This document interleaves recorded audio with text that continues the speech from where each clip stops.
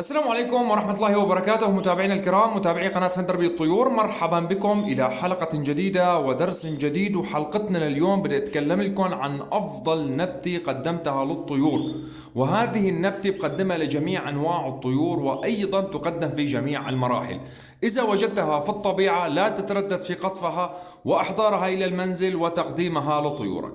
عم نتكلم عن نبتة تحتوي على نسبة عالية من الحديد والكالسيوم، وتعتبر مهيج جنسي للطيور.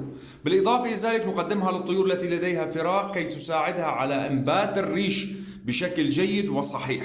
أتكلم عن نبتة الحريقة أو القريص. مثل ما كنتم شايفين الحريقة أو القريص، هناك طريقتين للاستخدام أو طريقتين للتحضير والتقديم للطيور. أول طريقة نقوم على عملية غلي الماء ونتركه حتى يبرد بشكل بسيط، يعني ماء فاتر، ونضع الأوراق أو هذه الخضرة أو هذه النبتة نضعها داخل الماء ونسحبها حتى نتخلص من جميع الأشواك الموجودة فيها. ثاني طريقة هي عملية غسلها بماء نظيف مع خل التفاح. ماء وخل التفاح يعمل أيضا ماء وخل التفاح على تنظيف هذه النبتة من الشوائب. وبدي أنصحكم نصيحة تانية: تحرص أنك تجيبها من مكان نظيف. تحرص أنك تجيبها من مكان نظيف. طيب شو فوائد هاي النبتة يا أبو النصر؟ أولا، هذه النبتة أخي الكريم تعمل على تجهيز الطيور، تعمل على تجهيز الطيور وتهييجها من أجل التزاوج، وخصيصا الطيور اللي بتقصر بعملية التزاوج. تعمل على تنظيف الأمعاء عند الطيور، تعمل على خروج الريش بشكل صحيح عند الطيور. تحتوي العديد من العناصر والمعادن اللي تحتاجها الطيور داخل الأقفاص.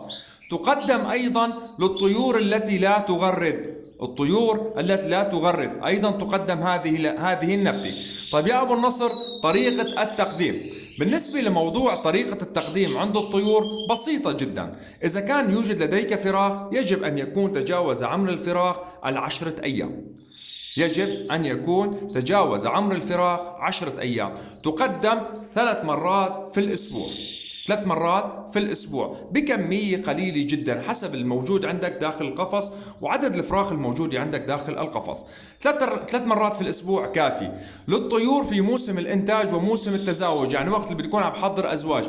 تقدم 2 مرات في الأسبوع. تستطيع خلطها مع الباتيه وتستطيع تقديمها بشكل منفصل، خلطة مع باتيه أو تقديمها بشكل منفصل مثل ما أنا حاطة بهذا الشكل. تبقى عند الطيور حتى دي بس ما بيأثر ولا بيأثر على الطائرة على الإطلاق.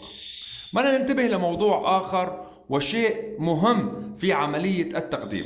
إذا كانت طيوري مريضة بأمراض الكبد تقدم، إذا كانت مريضة بأمراض المعوية تقدم. أما في حال إصابة طيورك في أمراض تنفسية نصيحة لا تقدمها في حال كان طيورنا مصابة بالأمراض التنفسية. أما ما عدا ذلك تقدم للطيور ولجميع أنواع الطيور. برجع بكرر: لجميع أنواع الطيور، ليس فقط للكناري وإنما لجميع أنواع الطيور. تعمل نفس العمل وتقدم نفس طريقة التقديم. إلى هذا القدر نكتفي معكم بهذه الحلقة، بتمنى تكون نالت إعجابكم. برجع بكرر: اللايك والشير والاشتراك، والسلام عليكم ورحمة الله وبركاته.